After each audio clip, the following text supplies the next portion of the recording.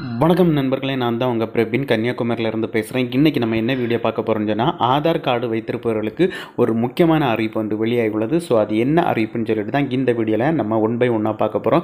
So அதனால் இந்த video நீங்கள் ஸ்கிப் பண்ணாமல் கடைசி வரைக்கும் பாருங்கள். இதே மாதிரி பயனுள்ள வீடியோலாம் தொடர்ந்து நம்ம சேனலில் வந்துட்டு ஃபஸ்ட் டைம் நீங்கள் நம்ம சேனலில் பார்க்குறீங்கன்னு சொன்னால் சப்ஸ்கிரைப் பண்ணி சப்போர்ட் பண்ணுங்கள். வாங்க ஃப்ரெண்ட்ஸ், நம்ம வீடியோக்குள்ளே போகலாம். இந்தியாவில் பார்த்தீங்கன்னு சொன்னால் ஆதார் கார்டு ஒரு முக்கியமான ஆவணமாட்டு பயன்படுத்தப்பட்டு வருகிறது. இந்த ஆதார் கார்டில் பார்த்தீங்கன்னு சொன்னால் அடிக்கடி பல மாற்றங்களை அவங்க செய்துட்டு வராங்க.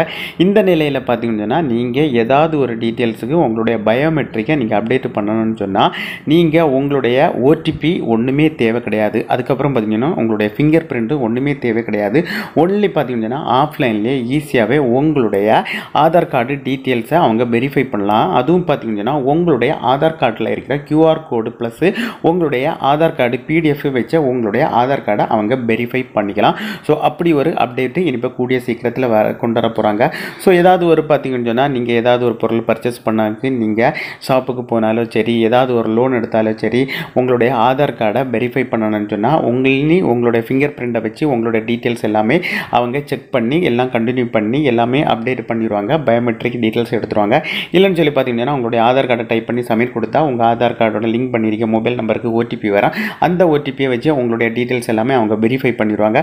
இனி பார்த்தீங்கன்னா அந்த மாதிரி பயோமெட்ரிக் முறையை பார்த்தீங்கன்னா உங்களுடைய ஃபிங்கர் பிரிண்டோ ஓடிபி முறையை பயன்படுத்த தேவையில்லைன்னு சொல்லியிருக்காங்க. ஏன்னு சொல்லி பார்த்தீங்கன்னா டைரெக்டாக உங்களுடைய ஆதார் கார்டு பிடிஎஃபோ இல்லை பார்த்தீங்கன்னா உங்களுடைய ஆதார் கார்டு கியூஆர் கோடை வச்சு அவங்க இனி வெரிஃபை பண்ணலான்னு சொல்லியிருக்காங்க. இதுதான் பார்த்தீங்கன்னா ஆதார் கார்டில் வந்தால் புதிய அப்டேட்டு. அதுக்கப்புறம் பார்த்தீங்கன்னா உங்களுடைய வீட்டில் இருக்கிற பிள்ளைகளுக்கு ஆதார் கார்டு எடுத்து அவங்களுடைய வயது 7 பூர்த்தியாகும் போது கண்டிப்பாட்டு திரும்பவும் அவங்களுடைய ஆதார் கார்டில் இருக்கிற அவங்களுடைய ஃபோட்டோயை அப்டேட் பண்ணணும். அதுக்கப்புறம் பார்த்தீங்கன்னு சொன்னால் அவங்களுடைய கருவிழி, அதுக்கப்புறம் பார்த்தீங்கன்னா அவங்களுடைய கை ரேகை எல்லாமே புதுப்பிக்கணும்னு சொல்லியிருக்காங்க. ஸோ இதுதான் பார்த்தீங்கன்னா புதுசாக வந்த ஒரு அப்டேட்டு.